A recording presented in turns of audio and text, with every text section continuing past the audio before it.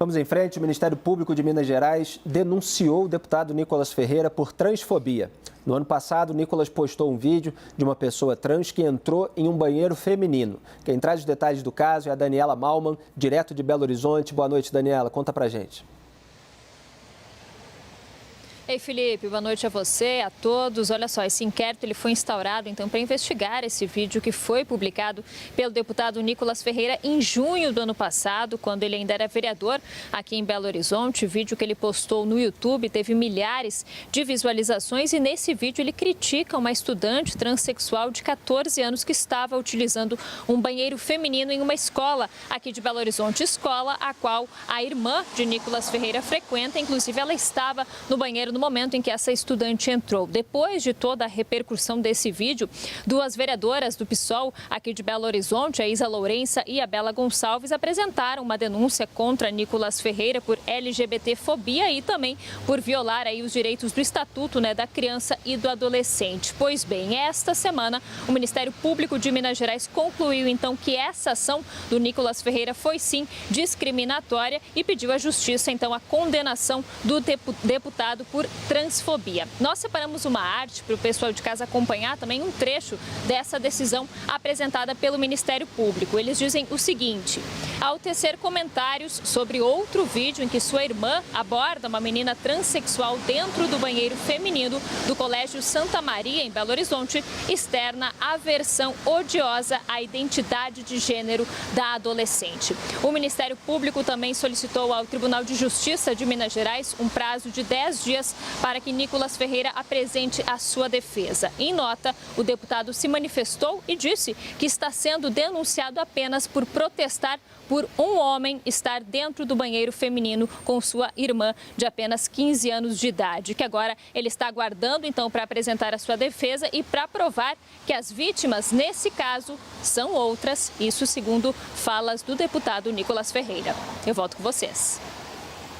Muito obrigado pelas informações, Daniela. A gente começa o debate. Janaína, como é que você avalia? Acho que tem duas questões aí, que talvez, são muitas, evidentemente, só para tentar organizar, que tem a questão, perdão, estou gripado, de expor a adolescente, e tem a questão propriamente dita da denúncia, quer dizer, de ser transfobia ou não, aquela posição que ele estava defendendo sobre a questão do banheiro, da maneira como ele estava defendendo.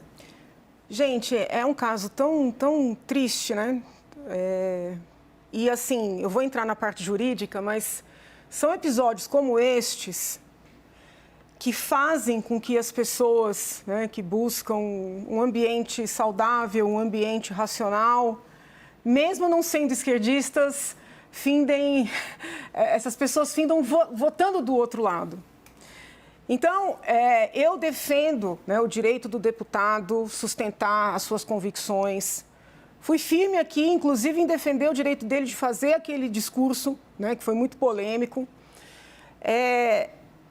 Compartilho de algumas preocupações que ele tem, que em outros momentos poderemos até... Mas só para esclarecer o público, para as pessoas não se confundirem, o discurso ao qual a Janaína se referiu, eu sei do que você está falando, é o discurso em que o Nicolas colocou aquela peruca e disse, olha, agora eu sou a deputada Nicole, que ele fez na tribuna da Câmara dos Deputados. Isso. Essa ação, essa denúncia, é em relação ao vídeo postado no YouTube, em que há essa exposição de uma pessoa trans que entrou no banheiro feminino numa escola. Então, assim, são duas situações diferentes, ela está só trazendo a cronologia. Eu estou tentando contextualizar. Claro. Eu mesma atendi no gabinete, quando estava no mandato como deputada estadual, famílias incomodadas, por exemplo, com escolas que institucionalizaram banheiros únicos para meninos e meninas. Então, eu compreendo a discussão, mas em nenhuma hipótese um adolescente, uma criança... pode ter a sua imagem, a sua privacidade, a sua identidade exposta. Nós nem precisamos entrar na discussão de ser uma adolescente trans, não é isso. Crianças e adolescentes. Aliás, o Brasil já passou da hora de debater isso, porque até mesmo pais e mães usam e abusam da imagem dos próprios filhos que não lhes pertence. O tema é bem difícil, mas precisa ser enfrentado. Então, o deputado errou. E, em algum momento, essas pessoas que estão no poder precisam começar a entender que também é necessário reconhecer os erros. Essa adolescente foi exposta na sua imagem, né? Na sua privacidade, ela estava dentro da sua escola, utilizando o toalete. Então, sob o aspecto moral, sob o aspecto da proteção de crianças e adolescentes, é injustificável, é insustentável. E esse tipo de comportamento é que joga as pessoas para o outro lado. Eu falei para vários bolsonaristas, conhecidos, amigos meus, homossexuais, que em 2018 fizeram ao meu lado campanha para o presidente Bolsonaro, mesmo não sendo esquerdistas, votaram no Lula. Por força desse tipo, existe uma confusão. Nós podemos debater todos os temas, nós podemos defender nossos posicionamentos, mas não podemos expor pessoas, desrespeitar pessoas, sobretudo quando crianças e adolescentes. Então, é um caso muito triste e perde o deputado a oportunidade de vir a público e entender que ele exorbitou. Sob o ponto de vista do direito penal, eu preciso aqui deixar muito claro que eu tenho uma visão muito restritiva do princípio da legalidade no direito penal, tá? Eu entendo que, não sou somente eu, isso está na Constituição, isso está no Código Penal, na maior parte da doutrina, que para que alguém possa responder por um crime e sofrer as penas previstas para este crime, é necessário que essa imputação seja prevista por uma lei aprovada pelo Congresso Nacional. Então, esse é o meu posicionamento, não especificamente com relação a este delito, mas no geral, eu tenho textos escritos nesse sentido, as minhas aulas são todas nesse sentido. Então, eu sou muito crítica da decisão do Supremo Tribunal Federal que estendeu o crime de racismo para caracterizar como racismo esse tal comportamento de transfobia que não está detalhado, Tanto é assim que, por exemplo, eu levantei um debate dentro da Assembleia a respeito da transição de gênero, para pessoas menores de 18 anos. E alguns colegas disseram que eu seria transfóbica na tribuna, porque eu levantei um debate sobre a oportunidade desses tratamentos hormonais, que muitas vezes não são reversíveis. Tem uma discussão importantíssima na seara da saúde, que não tem nada a ver com transfobia. E muitas vezes as pessoas, por não concordarem, passam a adjetivar, tá? Então, nós estamos diante de um comportamento que hoje vem sendo considerado crime, porque houve uma decisão do Supremo alargando o tipo do racismo, o tipo penal, ou seja, o crime de racismo, e interpretando que a transfobia também cabe ali, sem precisar, sem detalhar, sem descrever o que, afinal, é essa transfobia, tá? Então, por força desse meu posicionamento, eu tenho resistência à responsabilização criminal do deputado por racismo, por extensão, tá? Okay. No entanto, eu li a denúncia e dentro do raciocínio que os promotores seguem, de adotar o posicionamento do Supremo como lei, é uma denúncia bem escrita, não é uma denúncia, vamos dizer assim, de lacração, sabe? Não é uma denúncia em que há um desrespeito, onde haja adjetivação. Eles foram muito coerentes na argumentação e se apegaram muito corretamente, a meu sentir, nessa exposição de uma adolescente, nesse desrespeito. Joel, o que você destaca? Eu queria só trazer aqui o começo da fala do Nicolas, que ele fala assim, Joel, quando você pega o movimento ativista e feminista, que está bem atrelado ao LGBT, eles dizem que todo homem é um estuprador em potencial. E aí, logo um pouco mais adiante, ele fala, eu que sou um homem, eu posso amanhã me sentir uma mulher e entrar no banheiro cheio de mulher. Ou seja, basicamente o que eles estão fazendo é que um homem que é um potencial estuprador fique num ambiente cheio de mulheres, Então, ele começa a estabelecer um raciocínio de apontar, claro que não tem não tem base sólida, que ele não especifica onde que se disse isso, qual foi o grupo, quem foi a pessoa que disse isso, mas o que ele está querendo apontar, dentro do raciocínio dele, é que há uma hipocrisia em todo esse movimento que ele tenta combater. E aí, na denúncia, se usa essa alegação como se ele estivesse colocando que aquela menina, aquela adolescente trans que estava no banheiro feminino, foi chamada pelo Nicolas também de potencial estuprador, etc. Né? Você tem uma construção nesse sentido. Como é que você avalia?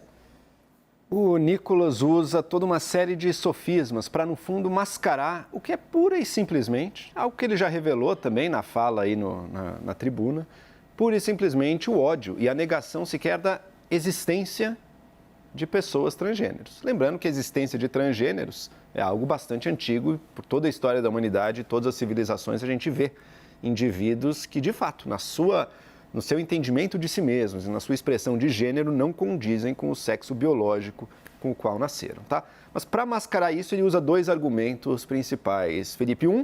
O da... e se um homem resolver fingir que é uma mulher, que é o que ele fez na tribuna do Congresso depois, e se um homem fingir que é uma mulher só para usar o banheiro feminino e ir atrás delas? Bom, eu acho que ninguém defende que um homem que esteja apenas fingindo que é uma mulher possa utilizar o banheiro. Agora, aquela jovem, ele está acusando ela disso? Era, de fato, um rapaz de 14 anos, vamos deixar claro, não era, ele estava, Nicolas, de 20, se eu não me engano, 25 ou 26 anos na época do vídeo, expondo um adolescente de 14 anos. Ele está dizendo que aquela pessoa ali estava fingindo, com base em quê? Que era um malandro ali, tentando se aproveitar de uma situação? O que eu vi no vídeo era uma pessoa profundamente constrangida, tentando lavar sua mão, sendo filmada ali por uma menina na hora, vídeo o qual o Nicolas, assim, levou para uma outra dimensão ao expor e fazer o discurso dele em cima, um discurso transfóbico.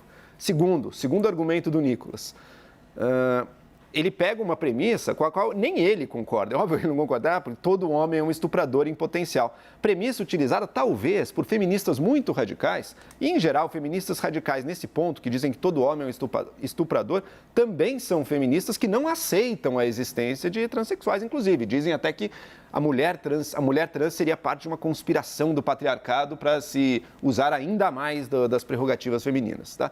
Então, ele constrói um argumento com base em algo que nem ele próprio concorda, uma premissa que não sei de onde ele tirou, que autoras ele estaria lendo, e para justificar uma exposição, uma intimidação, uma ridicularização que ele faz de todo e qualquer transgênero sempre que ele fala do assunto.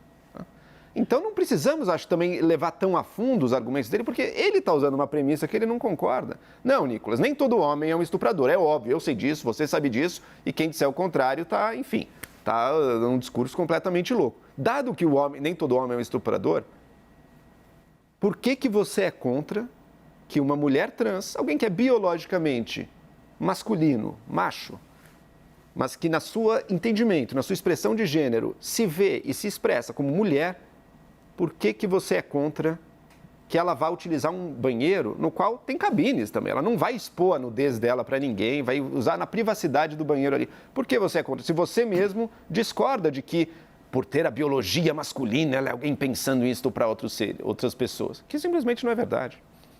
Só pegando o trecho aqui da própria denúncia, ao se referir ao Nicolas, o Ministério Público diz que o acusado, ao se referir a todo momento à menina transexual de 14 anos como menino, vociferando que ela seria um estuprador em potencial, chamando de ousadia o fato de ela frequentar o banheiro do gênero com o qual se identifica e que sua presença constrangeria as demais alunas, revela em verdade seu preconceito contra todas as pessoas transexuais, evidenciando, portanto, flagrante discriminação atentatória de direitos e liberdades fundamentais de grupo de vulneráveis, praticado em razão única e exclusivamente da identidade de gênero da vítima. Caio, tudo isso aqui, obviamente, tem nuances, cada um fazer o seu juízo em todas as esferas, né? E aqui eu sempre pontuo, porque tem a questão política, tem a questão moral e tem a questão jurídica, penal. Esses debates, a gente já colocou aqui várias vezes, eles acontecem no mundo inteiro, sem que muitas pessoas sejam presas por estabelecer a sua posição. Seja sobre a frequência nos banheiros, seja sobre a distribuição de detentos em presídios, presídios femininos, aí as pessoas trans, para qual cela que vai, para qual unidade prisional que vai, com quem fica lá, torneios esportivos, as pessoas também têm posições diferenciadas, faz parte do debate público, por mais que um lado tenha horror à posição que o outro lado tenha. O que acontece no caso do Nicolas é a maneira como ele coloca. Primeiro, você tem a exposição da adolescente, e como a Janaína falou, a simples exposição de adolescente, banheiro, etc., já é uma coisa completamente indevida, né? Não precisa nem entrar na questão de trans, de ser uma menina trans. E segundo, com essas declarações genéricas. Esse grupo diz que todo homem é potencial estuprador, então o que está querendo... Aí você acaba formando um bolo que dá margem para isso. Aí cada um vai fazer a sua avaliação, né? Se isso vale para uma punição, para uma condenação, quer dizer, para que essa denúncia seja aceita e resulte numa responsabilização dele, ou apesar desses ingredientes, não. O que você destaca? Não estou querendo seu juízo final, Caio, você fica à vontade, mas o que chama atenção em você nesse episódio? Não, o que mais me incomoda, para além do conteúdo, transfobia, por aí vai, é a forma de fazer política. Essa forma de fazer política, uma política de choque, uma política de guerrilha, uma política da polêmica, da porrada, da construção de muros, do afastamento de construção de consensos, das redes sociais, do caça-cliques, do caça-likes, do caça-polêmicas, né? A gente está aqui há quase 10 minutos falando do Nicolas, por uma atitude, a meu ver, eu pessoalmente, condenável, né? Claro. E eu tenho a sensação que é isso que ele busca, né? E ao chocar numa sociedade polarizada, num tema polêmico, ele consegue fidelizar apoiadores, votos e persistir isso. Então, hoje é a transfobia, amanhã vai ser o feminismo, amanhã vai ser o machismo. Ele tem 25 anos? Quantos anos? Acho que 27, não é? Agora tem 26, pelo que eu acabei de Se a renovação da política for por aí, não vamos bem. Deixa eu só fazer um parênteses, cara, porque o seu comentário tocou em algo que a Janaína falou, e para a gente não perder aqui o fio da meada, que é o seguinte: a Janaína falou que esse tipo de atitude desgasta todo um lado, um campo político, na hora de conquista na prática daquele eleitor moderado, independente, que decide a eleição para um lado ou para o outro quando fica polarizado. Os 48%, não é isso? Só que a gente está falando, nesse caso, de uma eleição geralmente presidencial.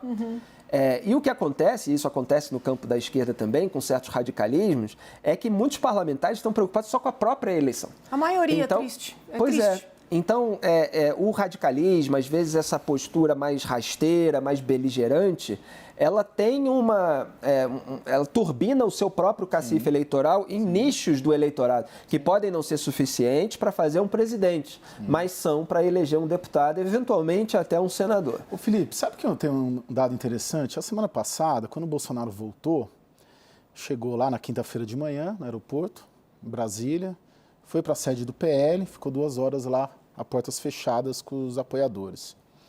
Aí eu fui apurar, fui tentar descobrir o que o Bolsonaro tinha conversado a portas fechadas, né? E um dado que me chamou a atenção, isso eu posso até falar a fonte, que é o Sóstenes, presidente, principal liderança das principais lideranças evangélicas lá, fonte minha antiga, me dou muito bem com ele e tal. E ele me falou o seguinte, falou que uma das preocupações, inclusive que o próprio Bolsonaro colocou a portas fechadas, sem citar nome, segundo ele, mas era com os jovens parlamentares do campo político, vamos dizer, conservador, à direita, que eles precisavam ser um pouco mais contidos sob pena. Chega a ser engraçado. Eles precisavam ser...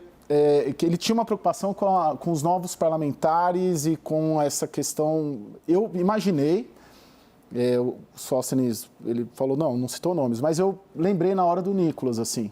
Então você vê a própria liderança, que é polêmico também, né? O Bolsonaro, tendo essa percepção sobre novos parlamentares do campo conservador dentro do Congresso Nacional, de terem uma avaliação que estão indo muito, muito afoitos, eu fiz essa conexão com o Nicolas, porque a política, a rigor, né? Eu estou aí há 20 anos cobrindo política, morei 10 anos em Brasília, é construção de consensos. Você não constrói um consenso sobre transfobia dando uma paulada, assim, uma martelada e indo para a rede, caçando like, comentário, polemizando. Você não vai construir... estupro, num caso que envolve menor de idade. Você não vai construir um consenso político assim. Porque a política ela vai ter que construir um consenso de alguma maneira. Você vai ter que pegar, sei lá, alguma parlamentar do campo progressista que tem uma atuação aí, não sei, enfim, alguém do PSOL, PT. senta com o Nicolas e alguém vai construir um consenso a partir de concessão de uma política pública, para chegar numa política pública. É por aí.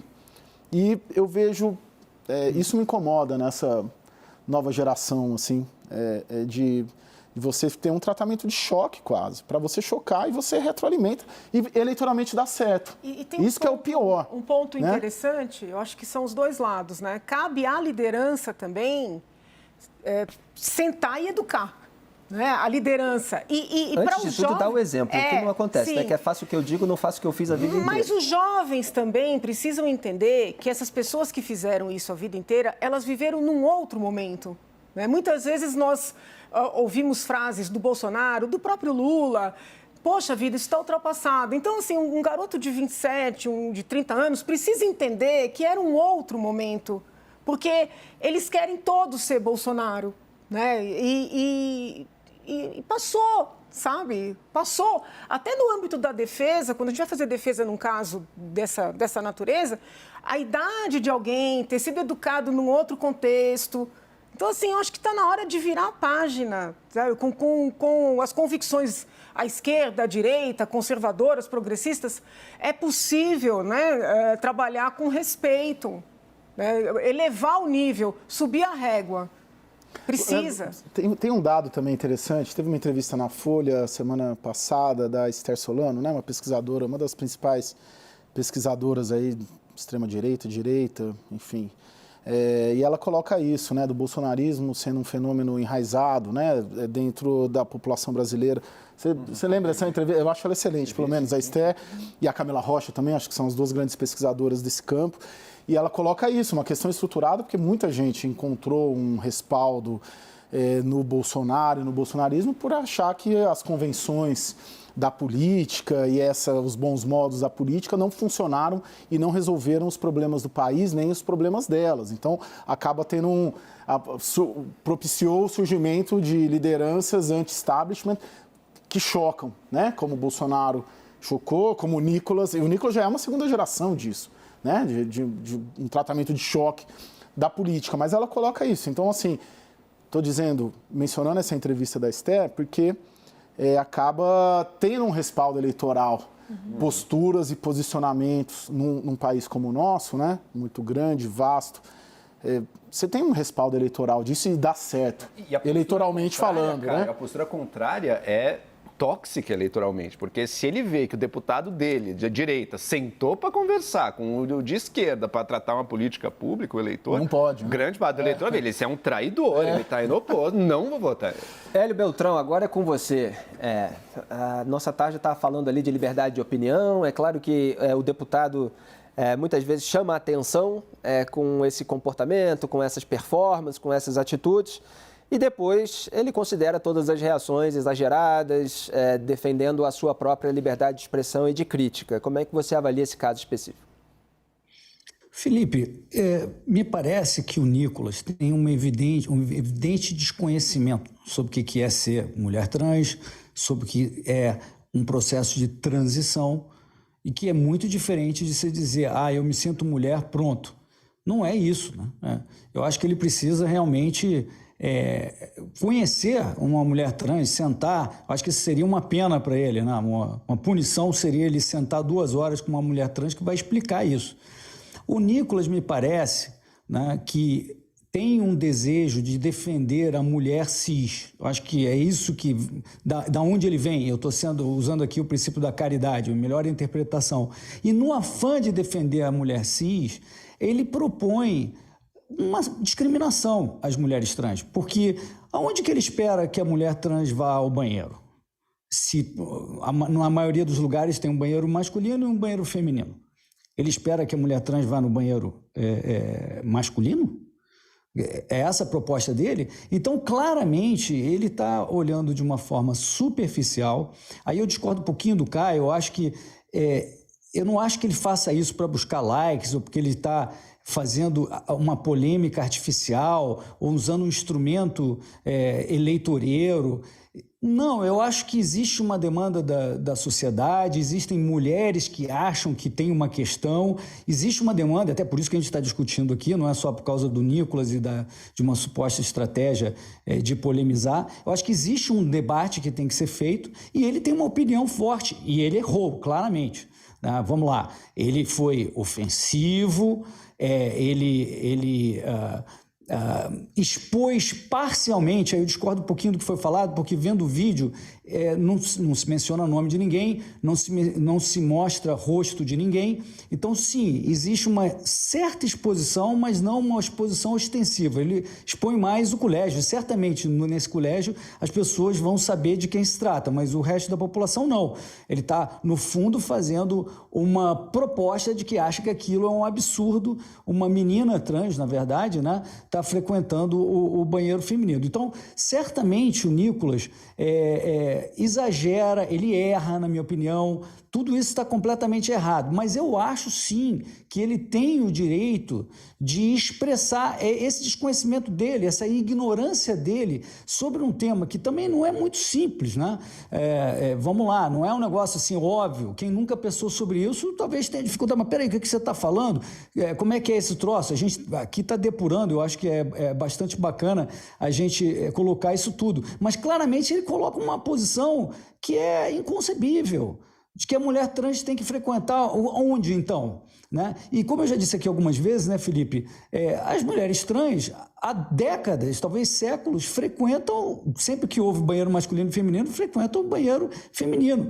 O problema, sim, é quando há um potencial agressor que está se passando, mas aí você foi para o nível de crime, você não está falando sobre a regra geral, você está falando de um transgressor, né, que vai lá para fazer outra coisa. Isso é um outro assunto completamente diferente.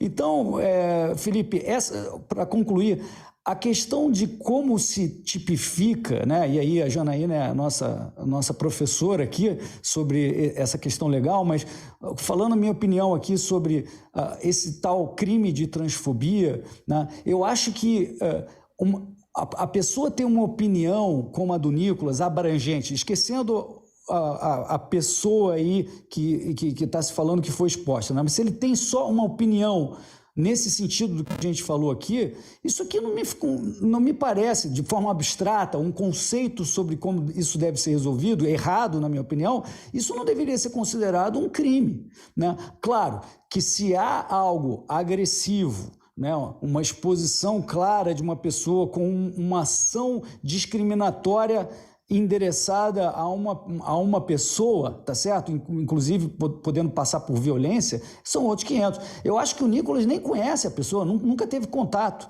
e não foi mencionado o nome e nem o rosto. Quer dizer, então tem um atenuante aí, mas toda essa posição do Nicolas, para concluir, está equivocada. Ele precisa realmente se educar em relação a esse assunto. É um tema importante para ser debatido e eu discordo da posição do Nicolas. Só para finalizar aqui também, Felipe, o Hélio, já que estamos na Sexta-feira Santa, utilizou o princípio da caridade, viu no Nicolas um grande defensor das mulheres cis. Ele estava outro dia, esse ano mesmo, ridicularizando uma mulher gorda por ter botado foto dela dançando no carnaval. Então já não compro a ideia de que ele é um grande defensor de mulheres. Pelo contrário, ridicularizou em público, publicamente apontando o dedo e tentando ali humilhar a pessoa.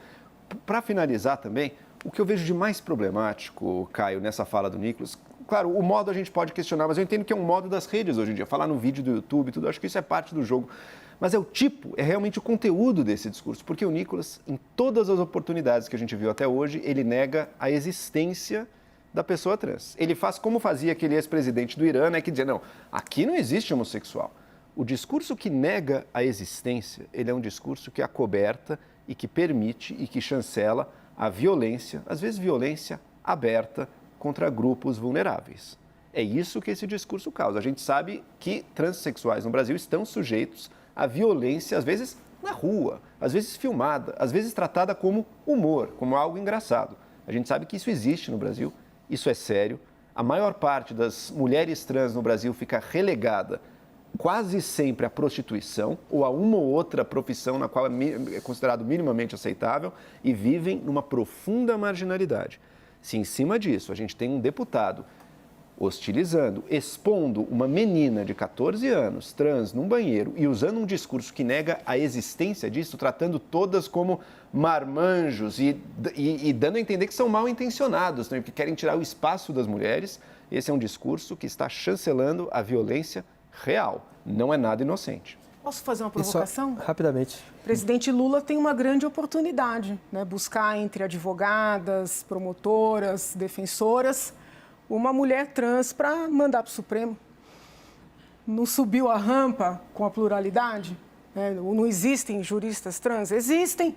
É uma grande oportunidade. Muitos estão cobrando dele que nomeie uma mulher negra, né? Você está dando outra ideia. Sim. Né? A proposta seria não era bem melhor que o Zanin. Da pluralidade, independentemente, sem nenhum demérito a quaisquer dos nomes que estão postos. Mas subiu a rampa, né, com pessoas indígenas, negras. Poxa, está tendo oportunidade agora, sabe? De dar o cargo de maior poder de todos. Se eu não estou equivocada, o ministro Dino convidou a doutora Marilda para fazer as entrevistas, se eu não estou equivocada. Começa a selecionar, dentre os vários grupos da nossa sociedade, as pessoas com currículo mais, né, substancioso, e vamos tentar fazer um Supremo mais representativo. Não estou falando de cota, hein? Não estou falando de cota, estou falando de buscar quadros qualificados nos vários grupos da sociedade, porque eles existem.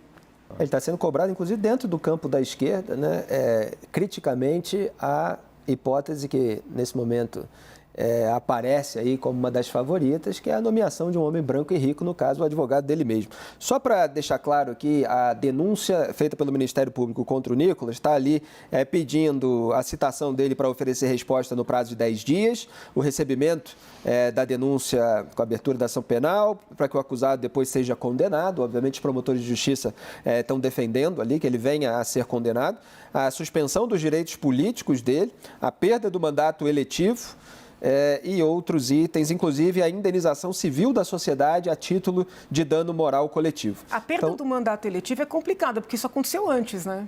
Uhum. Imaginando que não tivesse essa discussão sobre a legalidade, sobre o princípio da legalidade. Eles quererem que ele perca o mandato eletivo por um fato que aconteceu antes, me parece bem discutível. Diga, Hélio, rapidamente. Não, eu ia só voltar a um ponto que eu acho que é uma discussão válida e que o Nicolas já mencionou, que é a questão do esporte, em primeiro lugar, e a questão dos vestiários. Porque o vestiário é um pouco diferente de um banheiro. Lá está todo mundo, né, trocando de roupa em conjunto, né, na maioria dos vestiários. Então aí eu não tenho solução nenhuma, é só para dizer que aí tem uma questão um pouco diferente do banheiro, que a pessoa entra discreto, faz o que precisa fazer e sai e está tudo certo, é um pouco diferente. Na questão dos esportes, houve uma evolução esse ano significativa, inclusive no debate público, mas o Comitê Internacional de Atletismo não permite mais que mulheres trans disputem a categoria feminina. E eu acho que isso é uma tendência que está acontecendo, porque antes havia apenas um teste de testosterona nos últimos 2 anos, se tivesse abaixo de certo nível em vários esportes e tal, aí se permitia. Mas mesmo assim existe uma diferença de tamanho, de peso, de memória muscular e tal, que é relevante para essa discussão. Então, esse é também um dos pontos, né? É um ponto menor do Nicolas, né? Ele fala muito do banheiro, fala do que ele falou aí nesse vídeo que a gente está discutindo, mas são pontos aí que vale realmente um debate. E assim, só para deixar claro mais uma vez, porque eu falei isso todas as vezes que a gente pautou no programa, é que eu particularmente defendo a liberdade de expressão, de crítica, de posicionamento sobre todos esses debates sensíveis, do banheiro, do presídio, das competições esportivas. O que gera margem para uma denúncia, para essa discussão nesse caso, e cada um aqui mostrou o seu grau de avaliação, de contundência crítica, é a maneira que o Nicolas fez isso. né, com essas alegações, que você ataca o movimento, aí você usa o caso específico de uma menor no banheiro, de determinada escola especificada ali, então todo mundo vai acabar sabendo quem é, mesmo que as pessoas de fora não saibam e tal. Tudo isso gera margem para que cada um forme o seu juízo sobre o caso específico. Agora, se houver assim, uma denúncia pela pessoa se manifestar, com todo o respeito, evidentemente, dentro dos termos da lei, com a sua posição, goste ou não dela, sobre esses temas, aí eu vou criticar sempre. Quer dizer, é preciso é legítimo que haja o debate sobre esses temas sensíveis, sobre como lidar com eles. A questão é a maneira como cada um se coloca.